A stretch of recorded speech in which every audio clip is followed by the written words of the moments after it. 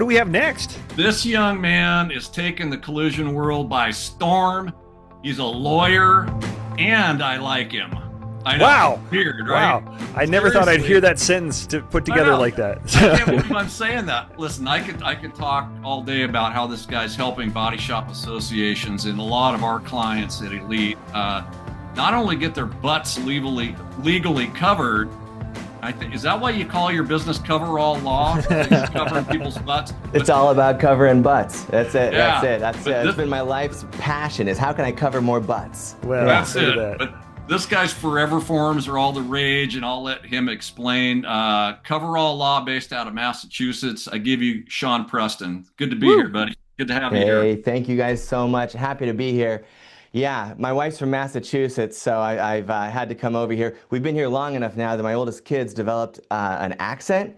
Oh, no, I'm sorry. It's bad. It's real bad, guys. I told my wife, I said, we are moving. She says, well, Dad, I want a gymnastics ball. And I was like, a gymnastics ball? Like, isn't it called a yoga ball? She's like, no, a gymnastics ball. Oh. And I'm like, it took a few times. I'm like, are you saying bar? Like, she was saying gymnastics bar. And I'm like, that does not work for me at all. We're moving back to the Northwest where I'm from. That's what I'm saying, Dave. We're from the Northwest where we don't have to deal with that. Oh my gosh. Okay, dude. Man. So you've become quite popular, especially with body shop associations. So can we just start this out? Just tell me what you've been working on. So, we're really mission focused. And associations are the place to start. If a shop wants to know, hey, what should I do to have a better shop, to be better protected, get involved in an association, and that's business 101 for anyone entrepreneurial who wants to get into business, is join a trade association. These state associations are worth their weight in gold. It is short money. Give us 2 minutes. Please go join. Please go join. So that's what we want to see. Now, for Coverall Law, anybody that is if there's any state that has 10 locations working with Coverall Law, we will represent that association at zero cost to the association. Wow. So that's part of our mission. I just got back from Tennessee at 2 o'clock this morning. We did a 3-day tour around there to help thank you drum for up coming to support town, for man, TCRA. and not hanging out with me. Yeah. Man, I tell you, and you don't even seem tired. That one's on me. How much coffee have you had? That's amazing. Thanks for grinding this out with us. That's super cool. It's been a lot of fun. Yeah. So now with some of these associations, you've launched this Forever Forms. What other kind of services are you? How do you cover their butts? And these people in the associations. What does that look like? Well, Coverall Law is designed to be the hub for legal strategy. So our goal is to give these associations and all of our members an opportunity to be proactive with their legal strategy. In the past, it was always reactive. It's, oh, darn, I got sued. Hey, I got this certified letter. Or, oh, crud, I didn't get paid my whole invoice. And then when you're being reactive, which is all small and medium-sized business owners, that's expensive. And so we say we got to get out ahead of that. We got to own those terms and conditions, which is what the Forever Forms do. And since they're state specific, we're already tracking and compiling all of the state relevant law. We might as well make that available to those association members. We want to see growth. We want everything coming out of Coverall Law to pay for itself. And to be honest, I'm just having a heck of a lot of fun doing it. It sounds like it. Man. Yeah. You're moving fast, dude. Hey, last time we had you on the Positivity Summit, we got into the subject of short pays, and that was like a super hot topic last year. Even the right to, the RTAs, the right to appraisal clause. And it feels like we haven't heard as much about that lately. What's the story there? What's going on? Some insurers are writing the RTA out of their policy, which is a real problem. That was in the original New York fire insurance policy. So everything in this industry we've seen over decades is just a balance of power, some systemic bullying that just hurts my heart.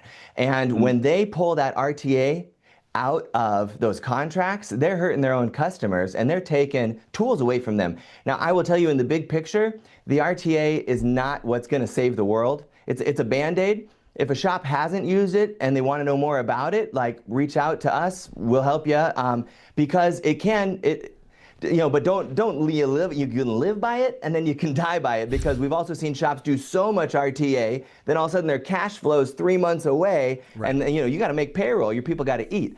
So so if you're not familiar with the RTA, it's something you should be familiar with, and then. But that's the big thing we're seeing, I guess, to answer your question, Ryan. Just take just 30 seconds and tell us what an RTA is. Awesome. So within it's typically first party.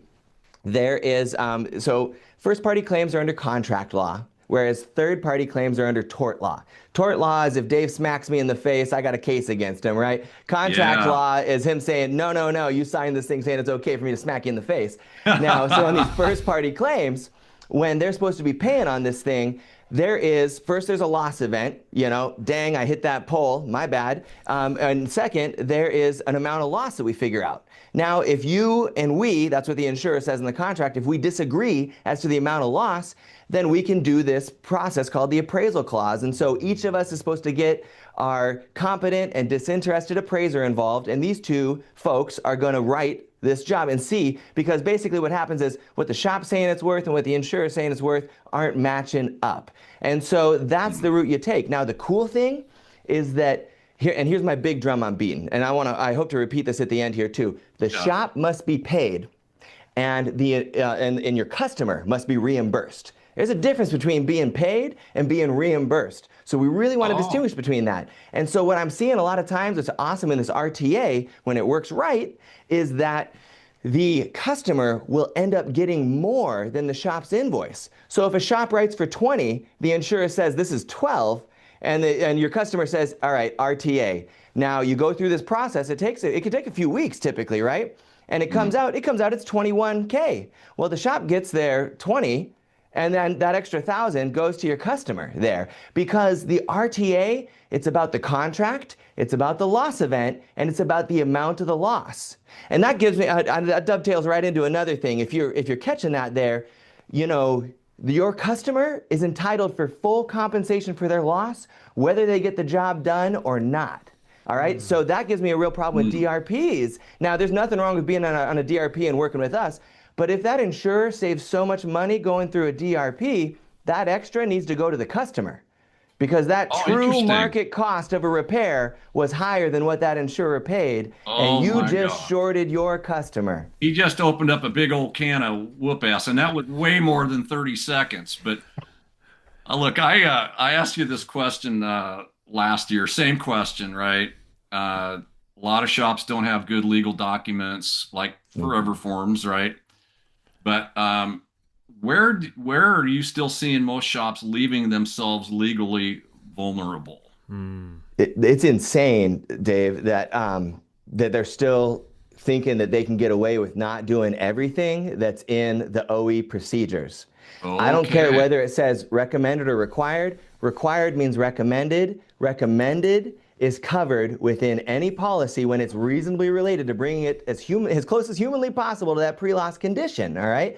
And so I get calls all the time from shops that are saying, can you draft me some sort of hold harmless agreement because this insurer doesn't want to pay for this, that, or the other? And I said, no, because you got to do it. And the thing is that hold harmless agreement will not work when you don't do it. So this is the adage I like to give.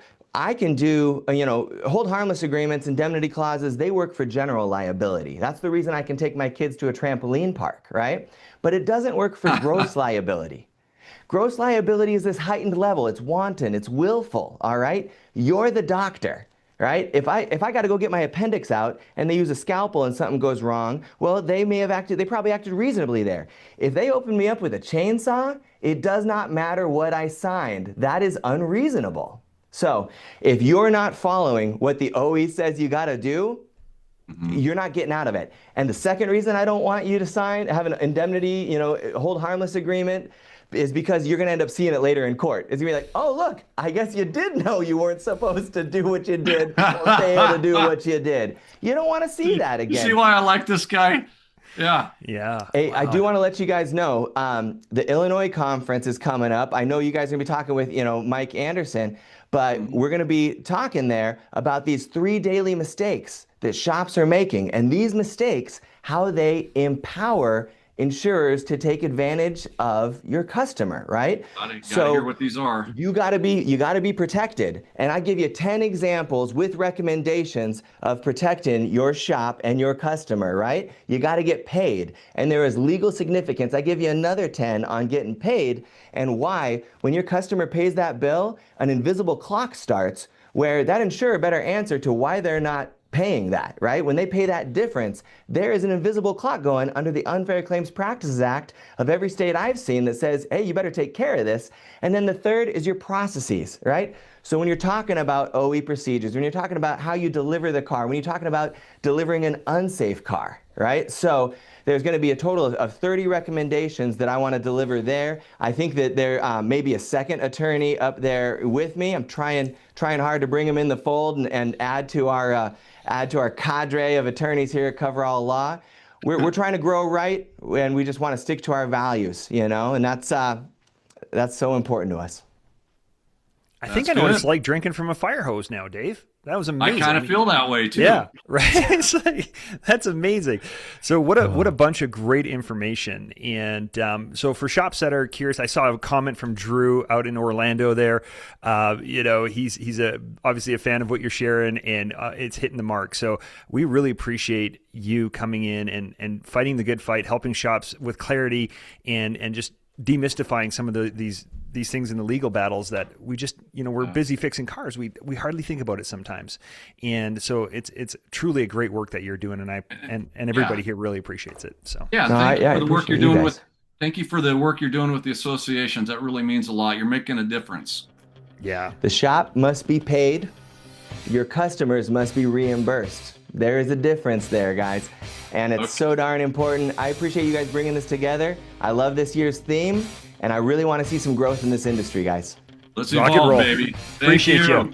All right. So, Dave, I think you got a quick video to play. We're going to take a quick little coffee break and bio break, and then we'll be back in 5 minutes.